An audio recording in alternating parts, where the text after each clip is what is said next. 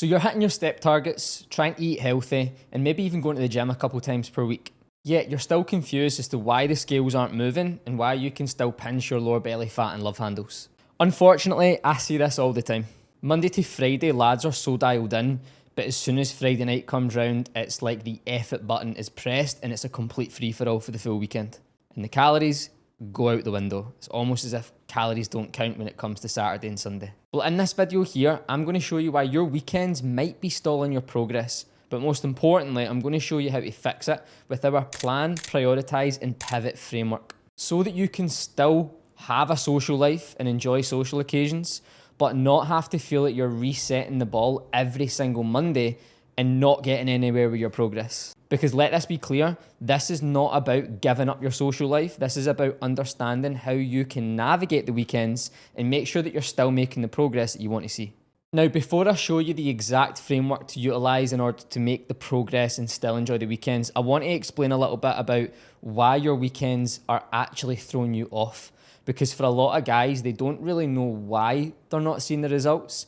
And I want to give you some clarity around the weekend. And you may be watching this and thinking, I do that, I do this, I do the other. So it's going to give you a bit of a better idea before I give you the solution. Now, from coaching over 400 guys, there's three main things that I see people stall with when it comes to the weekends. Now, there's three main things that I see with so many different guys from coaching and also from myself in the past that causes you to not make progress because of the weekends. And they're actually really, really easy to identify. So let's go through them. The first aspect is your deficit is too small.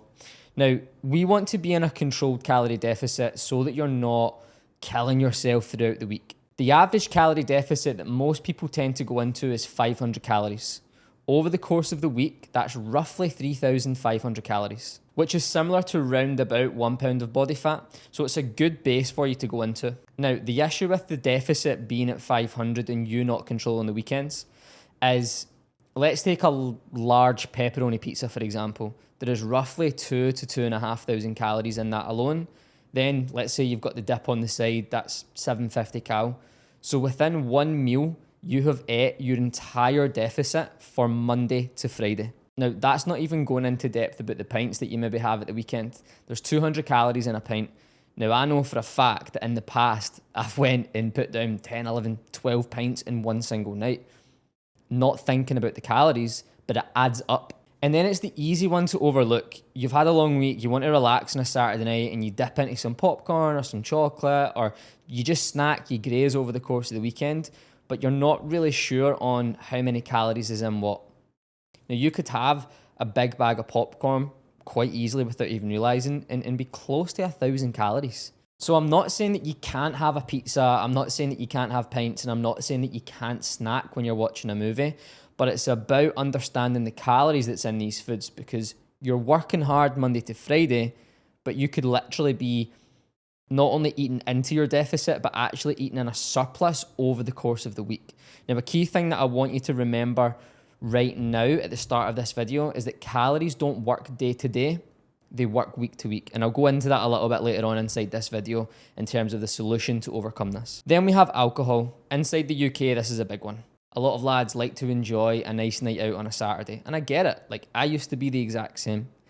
But it's really important that you understand the impact directly that alcohol has, but also down the line. Now, the negative impact of alcohol is it's a two-pronged approach. When we consume alcohol, our body prioritizes metabolizing the alcohol, putting a brake on processing proteins, carbs, and fats until every bit of alcohol is shifted out of our body.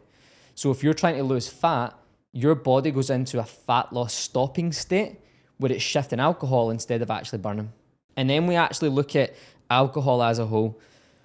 Every bit of food we consume will have carbohydrates, proteins, and fats, all of which have nutritional value, and the body uses it in some way. Alcohol, we don't know the exact number, but it has very little to none nutritional value. So as you're consuming this, it's empty calories. Your body's not actually utilizing it for anything.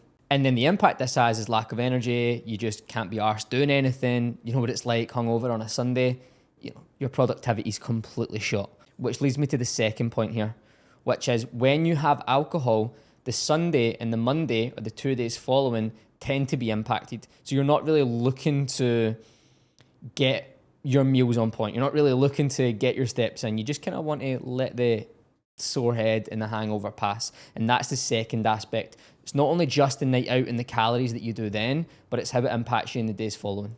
And then the third aspect that your weekends are running with is momentum. Monday to Friday, you're motivated. You're hitting the gym, you're doing your steps, you're getting your cardio, you're trying to eat healthy. The weekend comes and it stops your momentum getting built. Fat loss is a momentum game. It's a consistency game. It's about doing it constantly for longer periods of time. So if you're sticking to something for a 4-day period, spending 2-3 days going massively off plan at the weekend, then your momentum's going to be halted.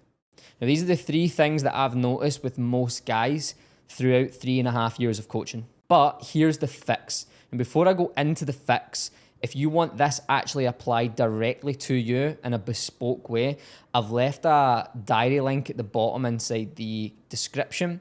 Click on that. It's a completely free strategy called No Strings Attached, just to go into a little bit more depth about how we might actually help you make progress and identify if you need the help to make the progress. Worst case scenario is you get some free tips and you have some low-hanging fruits to utilize. Okay, so let's dive into the solution now. The 3 P's: plan, prioritize, pivot. Number 1, plan. The best thing you can do is plan ahead for the weekend. Remember, where we have predictability, we have control. Where we have control, we have results. So the way that you do this is look ahead to the weekend. Like, what is it that you're doing? Are you going for food? Are you going for alcohol? Are you doing both? Okay, that's absolutely fine. Plan ahead for what the event is going to be. If it's food, go and look at the menu beforehand and try and select a couple things that you think are pretty close to healthy foods as such. So the things you want to be looking for is a good protein source like steak or chicken or some white fish, salmon maybe, and a decent carbohydrate source as well. Now, the good thing about internet now is you can probably find the calories ahead of time on the menu. A lot of places now are posting the calories, which people think is a bad thing, but for me, in this sense, to make progress, I think it's good. So what you can do is look at the meal that you're going to have and actually find out exactly how many calories it is. Don't worry about the carbs and the proteins and the fats. Focus on the calories. Calories are king. When you know how many calories you're going to be consuming on that day from the meal, you can then deduct that either on the day that you go out or spread over the course of the week, so that you don't need to be eating sawdust on a Saturday just to have a nice meal. So let's say it is a 1,000 calorie meal. You can then pull away 200 calories Monday through Friday on the lead up to that, and you've banked 1,000 calories to use on the Saturday.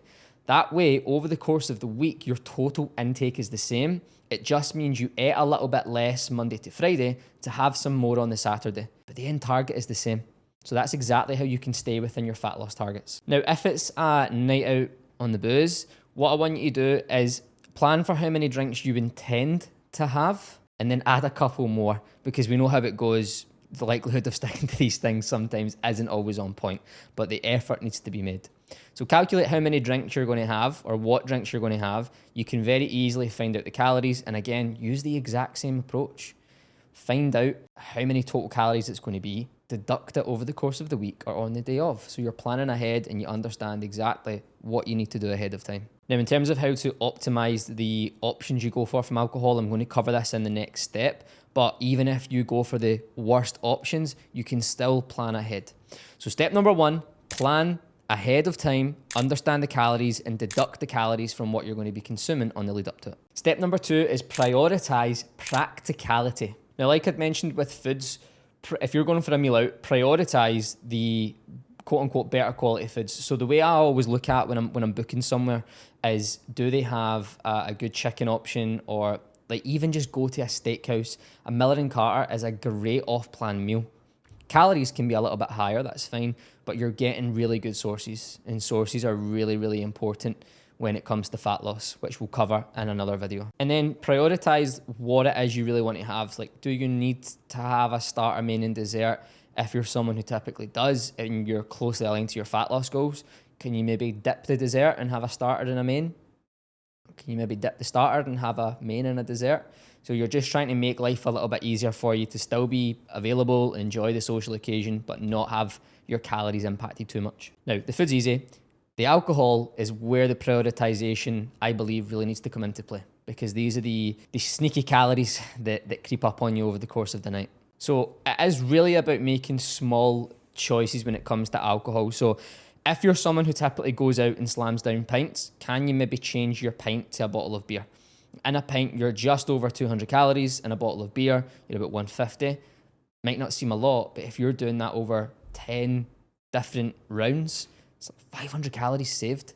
Again, you're just making life a little bit easier. Or even better, can you go for like a clear mixer? So my go-to when I drink, which is not very often because I can't handle it anymore, is a vodka soda lime or a gin and tonic. You're round about 80 calories a pop with this, so it's very easy to accumulate them. If your goal is to get drunk on the night out, you're still achieving that. So you're still getting drunk and you're still saving some calories. And it's just going to make life a little bit easier when you're banking. If you've got vodka soda limes in pints, 80 cal for a vodka soda lime, 210 calories for a pint, like you're literally saving over 100 calories every single round. That could be the difference between, being 1,000 calorie in a surplus or being at maintenance. So these are what really, really going to help us here. Now, an example of how this worked really well was with my client, Matt. Matt's a very social guy. He, when we first started working together, was going out quite a lot, and it was important for him because of his work, which we totally understood. But we made this direct change where we were planning ahead for his foods, where when he was going out, we didn't have as many. Like, we would start the night with 2 bottles of beer, and then the rest we would go into the vodka soda lime. So this was game changer to then keep him in a fat loss state without grueling himself Monday to Friday. So if you're someone that has a lot of social occasions on, like, implement this stuff here, because with summer around the corner, it's going to help you a lot. And then the last piece is, on the day of, prioritize your protein target before you go out. Get some movement in, get some fluids down you just to help the foods pass round. And if you can, get a training session. So just, again, try and do as much as you can within the time period that you've got. Okay, so we have the week planned ahead. Got that sorted. We've got the night out and the options that we have planned ahead. What about after? This is where pivot comes in. Now, remember what I'd said, the biggest thing that people tend to struggle with isn't necessarily the night out, it's the following days, getting back into routine, getting back into plan. Here is how you solve that. Now, remember, when you have social occasions, there is no need to punish yourself. This is something I see a lot.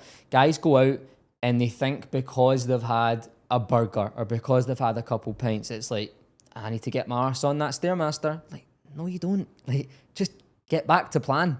Just go back directly into your plan. To make it a little bit easier for you, what I would recommend is prep your meals in advance. If you're going out on a Saturday, have everything prepped in the fridge on the Sunday. If you're hungover, the likelihood of you wanting to cook foods, I admit, is pretty low. If they're there for you, there's no excuse. You're not going to want to waste food, so it makes you want to then go and eat the meals that you've already prepped in advance. If you've had foods the night before, plan a training session the next day, you utilise the calories well. It's probably going to be one of the best sessions that you'll have had in a long time. So then prioritise training. If it's alcohol, prioritise rest. Prioritise recovery. Just get steps in. Don't go into the gym and kill yourself, because you will push yourself out even longer. Now, if you are already using these steps, but you still find yourself in that yo-yo diet, it would seem to me that there's a little bit more of an accountability issue here. Now, this stuff is great in principle. The knowledge of it is absolutely fine, but doing it is where a lot of guys struggle with. So if that is you, like I had mentioned, go down to the description, go and have a look at the diary that's in there, book in your free peak performance strategy call, and we can sit down, have a conversation to find out what it is you actually need, what the gap is, and how you can get moving forward. Hopefully this is going to help you guys massively when it comes to navigating the weekend. As always, please leave a like on the video, comment to let me know what else you guys want to see to help you. If this has been useful, let me know, and follow the page, because that's what really goes a long way.